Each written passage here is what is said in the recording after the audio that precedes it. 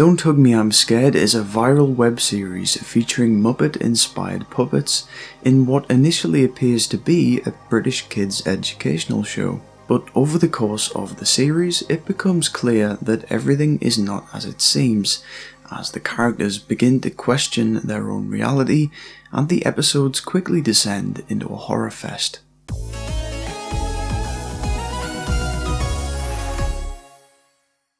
The original video released in 2011, but I remember it being a huge deal around 2015, and eagerly anticipating new episodes that would help to make sense of the overarching story. Much like Five Nights at Freddy's, this is what made the series so appealing to me. In addition to the production value being really high for YouTube content, there was an astounding level of thought that went into it, being ripe with hidden meanings and Easter eggs that helped to fathom what the hell was going on. You are not invited to the party. Wait, what? The original run of 6 episodes concluded in 2016, having been released over 5 years, culminating in a finale that sort of answers everything, with this mysterious Roy character being an analogy for the media controlling what people consume. I really recommend you just watch the series if you haven't already, but this is how you do graphic kids content right. Unlike Super Serial, Don't Hug Me I'm Scared is full of originality, with a clear passion behind the work that resulted in quality filmmaking. Ever since the web series concluded, I remember hearing rumblings of a TV adaptation being in the works, half not expecting it to be true due to just how absurd the whole thing was. Anyway, the creators Becky and Joe originally worked with an American broadcaster and created this pilot episode in 2018, which was scrapped and never released as they felt it strayed too far from the claustrophobic vibes of the original series, making the original pilot lost media. Fast forward to 2022 and a full television series has debuted on Channel 4, which is like a big thing in the UK, and I can't get over how Don't Hug Me I'm Scared is now on normal telly, which is a tad ironic considering the show's original message. But it's clear they've been given creative freedom here and the result is really great. The whole series was supposed to be dropped on streaming service All 4 before being broadcast, but this was delayed due to the death of the Queen, as it's literally the last thing you'd want to show during such a period. But now going into some spoiler territory, I'm going to share my thoughts and uncover some Easter eggs across all 6 episodes of the brand new series.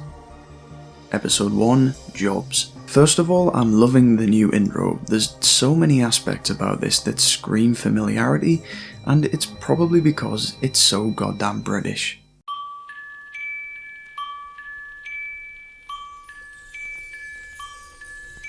What comes to mind is the opening of Camberwick Green, which is from the 60s, but they used to play repeats late at night when I was younger.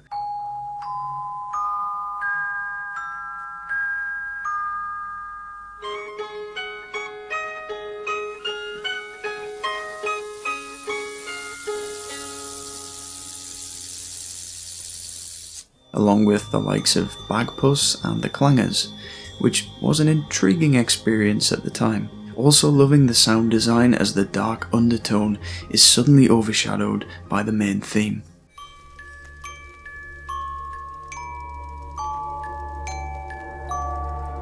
There's 3 of us, there's 3 of us, look closely you will see. As for the episode itself, well, it instantly captures the essence of Don't Hug Me I'm Scared, and the amount of relatability in this one is insane. Having recently graduated from uni and failing to find a proper job, I'm reminded of this by everyone around me who all have normal jobs, and it's just depressing really. I often look at people miserably slaving away in shops and think, how do you do that day in, day out? That's not a website. Eh? The website's under construction. And this episode shines light on the issue that we're all pushed into these mundane jobs. Of course, there are other options for people who think outside the box, as Becky and Joe have demonstrated by creating a ridiculous yet intelligent web series that became a smash hit, likely making them set for life. So as disturbing as the episode is, it's inspiring at its core. I've always liked Duck, and you're kinda rooting for him throughout this one, as he knows something's up, though he always seems to get the short end of the stick. You've earned this.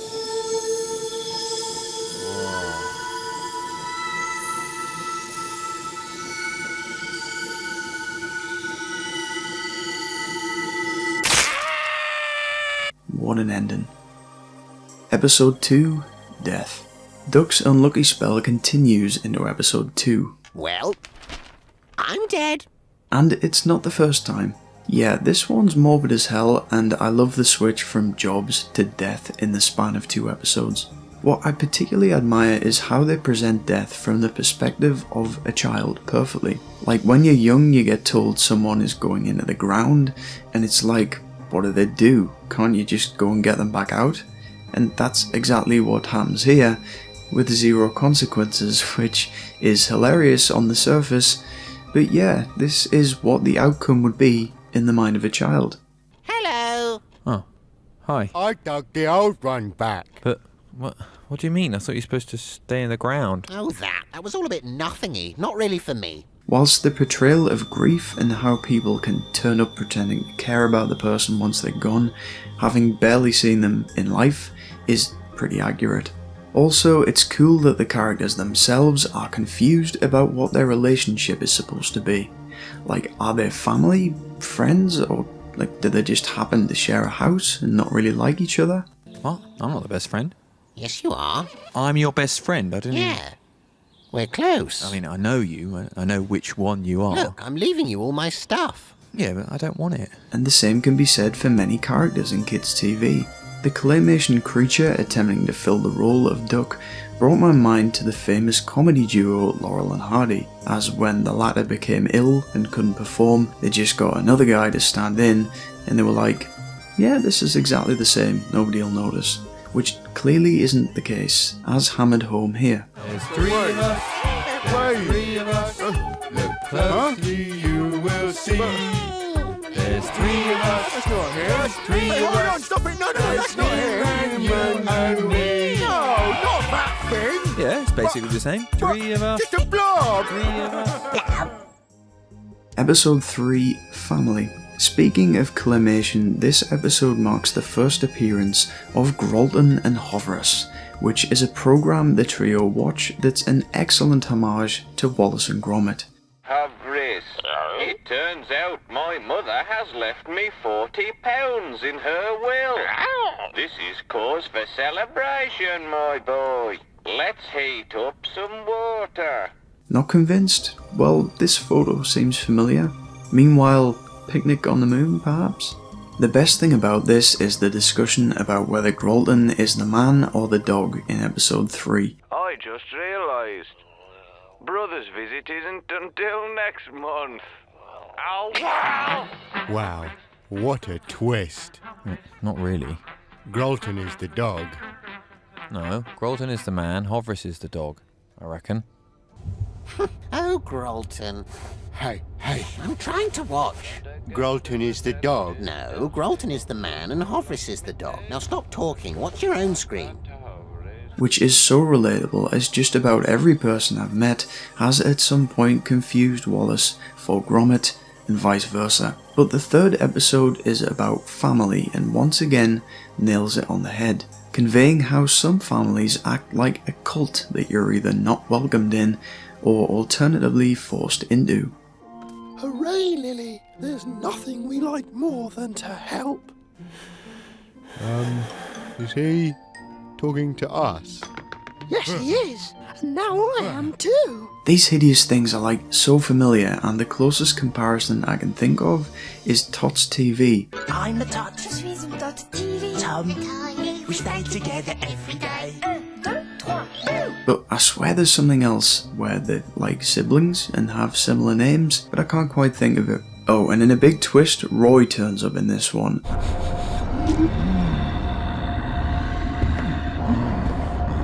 Dad! I knew you'd come. And it's only in a second viewing it occurred to me that he's not eating the chicken. but the family themselves, as confirmed by the screams off-screen.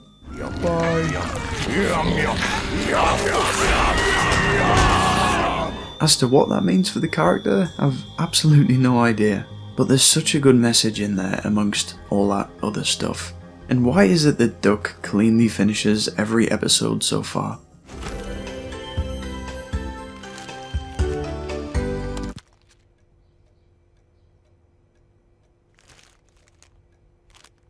I guess we could share.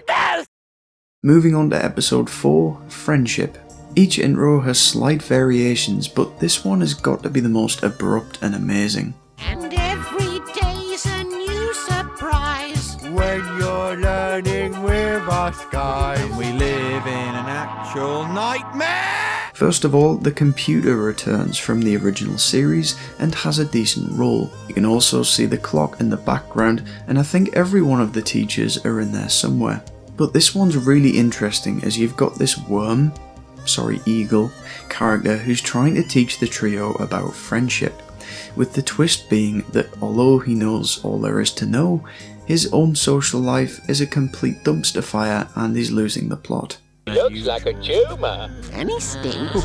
I know, it's because you've got beady eyes like a rat. Or you're just generally unlikable in a way that's hard to pin down.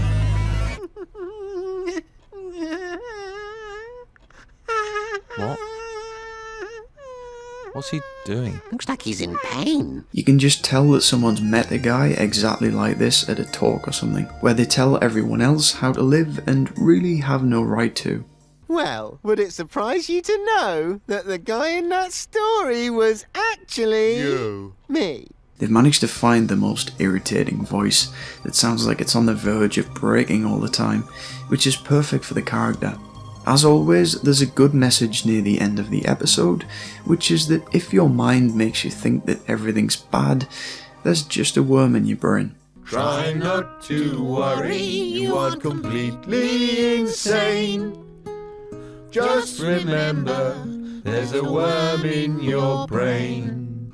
Basically an analogy for depression and saying that it's not really you thinking that way, but this quickly descends into intense violence upon the episode's end. Thank you!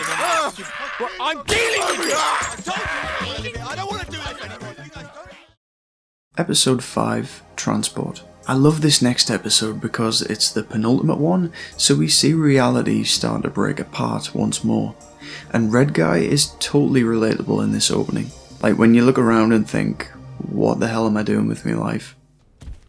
What? Hello. But where do you want to go? No, I want to go somewhere different. I want to get out of this place. Well, that's not allowed. But once again you have Duck with the most amazing abrupt comedy. Well, I say put the clipboard in the bin, because I hate the clipboard. You can just feel the trapped and claustrophobic vibe mentioned earlier, which makes it all the more satisfying when they break free from the house when they're clearly not supposed to. The old train guy sounds like he's going to keel over any second, which is kinda hilarious, and possibly an analogy for the pollution transport causes. Transport! We get this classic hand-drawn art style, and I swear we've seen every visual style in the series at some point, from live action to claymation and CGI, which is really impressive. The stuff about Red Guy wanting to get away and the others not wanting to, simply because they've never done it before, is once more relatable as hell. No, come on, no. We don't have the transport, man. It's just us three. We can't just do stuff, us three, can we? Whilst being really intriguing in the show's narrative, they try to go to Clay Hill, which was the setting of the pilot episode that I mentioned earlier, and the satnav says it just doesn't exist anymore and just sort of shriveled up. I don't know, what about just down here? I'm sorry, that place doesn't exist anymore. What? Well, what happened to it? Just shriveled up, I reckon. Well, where can we go? Can't you suggest somewhere? You can go home. Now we're getting into serious levels of meta-ness. Whilst they're away, the Time Child shows up at the house, which looks suspiciously like a Time Lord from Doctor Who, with an engraved collar and staff. Drink this space alcohol and come with me to the 6th dimension. Not to mention A timeless child? Oh, Roy's back. Oh, Roy's gone. But they do have a TV in the car which has Axolotl Nightmare 3 and Grolton and Hovrus. Isn't it nice to finally be outside, Hovrus? But my goodness, it's so hot. It's lucky I packed some water. Oh. You're not having any of my water, Hovrus. I was fully expecting Hovrus to lunge at Grolton here, but I love the off-brand Wallace voice, and the whole thing is just very uncomfortable to watch. We'd better get going if we're going to make my appointment. I've got to get my checkup about my gum disease. Another perfectly replicated style is this vintage stop-motion town, which is kinda like Postman Pat and other stuff that I once again can't quite recall, but there's a familiarity there. Look, there's Mrs. Grimwaldenfordson opening shop. What a lot of hoovers. Then, as we're brought back to their supposed reality, we start to get the impression that Grolton and Hovrus is an analogy of their own life. Hey, what's going on? Nothing. My screen. Yeah, it's meant to do that. Oh, Just sit now tight. I'll never know if Grolton made his appointment. Well, obviously he will. He always does. What do you mean? Grolton always makes his appointment, and no matter what happens, they start the next episode back at home. Well, don't spoil it. As everything around them goes to hell, which reminded me of what we see in WandaVision, before they finally break out and are left in a complete shithole that seems to be real life. Possibly my favourite episode, as it's packed with references and feels the most adventurous one so far. Episode 6, Electricity. Amazing intro for the finale as we see the hand of God, or whoever the hell this Leslie woman is, but it doesn't seem to be Roy as we originally thought.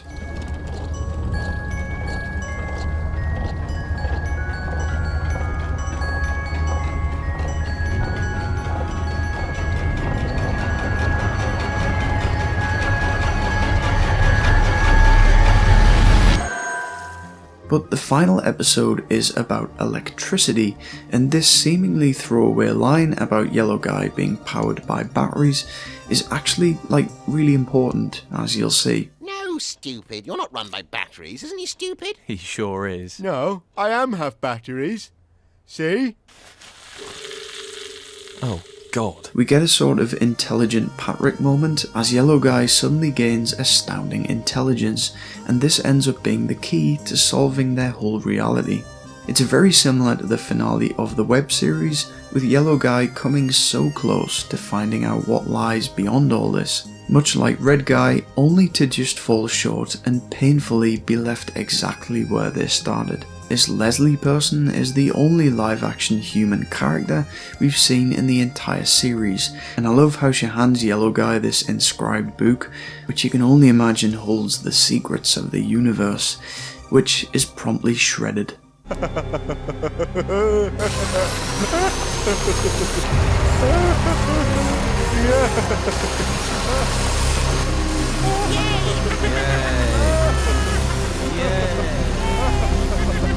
Wow.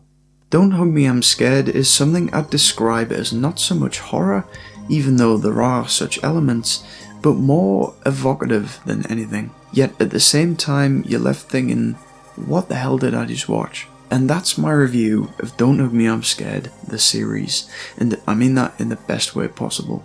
Seriously, it's a sort of love letter to British kids TV that has its own unique style and ultimately just stays with you, man. My only complaint as such is that the episodes all being dropped at once makes the whole thing less exciting and the fanfare dies down quicker. You can usually have time to theorise in between episodes, for years in the case of the originals, but this time round it all just came and went, which is kind of a shame.